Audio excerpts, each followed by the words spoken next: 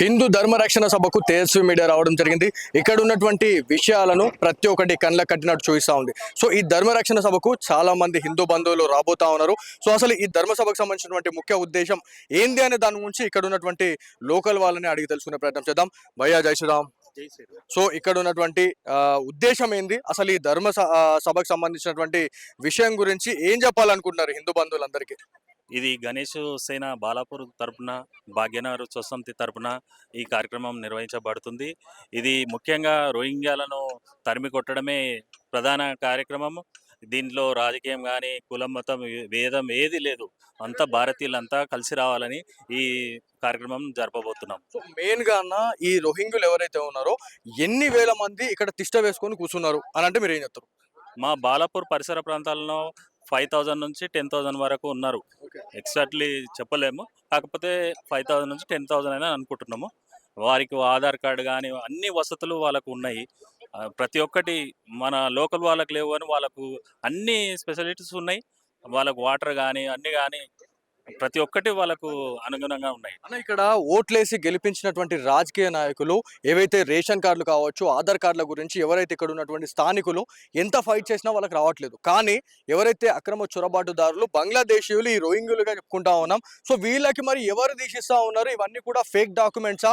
మరి వీళ్ళన్నీ కూడా ఇంకోటి ఏంటంటే, నేను వచ్చేటప్పుడు నేను చాలా మందితో మాట్లాడినప్పుడు కరెంటు కూడా వాళ్ళు ఫ్రీగా యూజ్ చేసుకుంటున్నారు, కొండలు వేసుకొని మరి కరెంట్ని దుర్వినియోగం చేస్తున్నారు అని చెప్పి చెప్తా ఉన్నారు. అధికారులు ఎందుకు పట్టించుకోవట్లేదు దీని గురించి?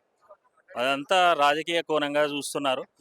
దాని గురించి అందుకోదానికే ఈ సభ మేము బహిరంగ సభ ఏర్పాటు చేసినాం బాలాపూర్లో. స్పెషల్లీ అదే ధర్మరక్షణ సభ కోసమే మేమంతా ప్లాన్ చేసుకున్నాం. ఇక్కడ మెయిన్ గా మాట్లాడుకుంటే బర్మా, దాంతో పాటు బంగ్లాదేశ్, పాకిస్తాన్ అంటే ఓన్లీ మనకి చర్చించే విషయం ఏంటంటే ఓల్డ్ సిటీలో ఉంటారని మాట్లాడుతా ఉన్నాం. సో వాళ్ళంతా కూడా ఇక్కడ ఉన్నారని చెప్పేసి మీరు అనుకుంటున్నారా? అంతా స్ప్రెడ్ అవుతున్నారు.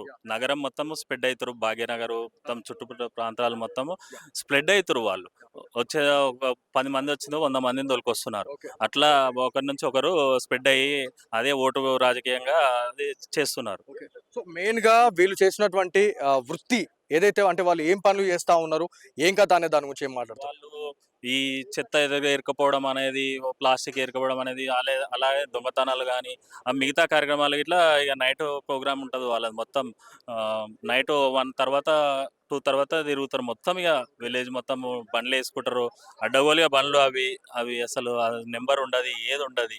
వాళ్ళు ఏం చేస్తారో వాళ్ళకే తెలియదు. ఇక నైట్ మెయిన్ గా సోషల్ మీడియాలో కొన్ని పోస్టులు వైరల్ అవుతా ఉన్నాయి.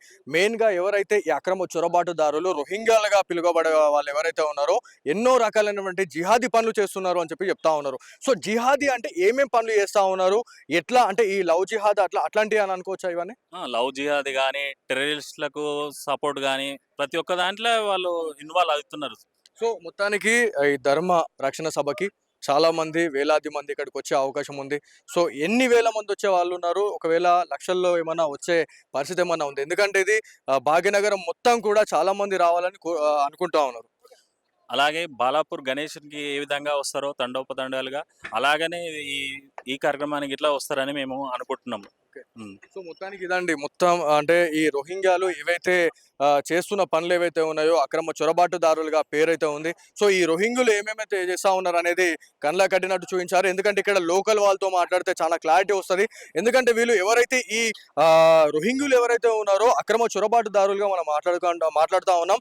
సో ఇక్కడ ఎవరైతే లోకల్ గా ఉన్నటువంటి స్థానికులు ఎవరైతే ఉన్నారో ఓట్లేసి గెలిపించినా కూడా వాళ్ళకి ఆధార్ కార్డులు, దాంతో పాటు ఏవైతే రేషన్ కార్డులు రాని పరిస్థితి ఉంది. కానీ అక్రమంగా వాళ్ళు చొరబాటుదారులుగా వచ్చిన తర్వాత వాళ్ళకి పాన్ కార్డ్స్ కావచ్చు, ఏవైతే ఆధార్ కార్డులు, రేషన్ కార్డులు, దాంతో పాటు విద్యుత్ని కూడా వాళ్ళు దుర్వినియోగం చేస్తా ఉన్నారు. ఎక్కడ ఏ తీగను చూసినా కూడా వాళ్ళు అక్కడ ఇవి కొండిలేసేసి ఇదంతా చేస్తా ఉన్నారు. మరి ఇక్కడ అధికారులు ఎందుకు దీని గురించి స్పందించడం లేదు ఇప్పటి వరకు? ఎందుకంటే ఒకరి నుంచి దాదాపు ఇలా 35,000కు పైగా మంది ఇక్కడ మన భాగ్యనగరంలో ఉన్నారు. ఇక్కడ ఈ బాలాపూర్లో చూసుకుంటే 5 నుంచి 10,000 మంది ఇక్కడ ఉన్నారు అని చెప్పేసి మనకైతే తెలుస్తా ఉంది. సో ఏదేమైనప్పటికీ హిందువులంతా కూడా ఏకం కావాలా, ఇట్లాంటి వాళ్ళని తరిమి కొట్టాలనే నినాదంతో పూర్తిగా ఈ ధర్మరక్షణ సభనైతే ఏర్పాటు చేయడం జరిగిందని చెప్పేసి మనకైతే తెలుసా. సో ఇది ఇక్కడ ఉన్నటువంటి సిచ్యువేషన్.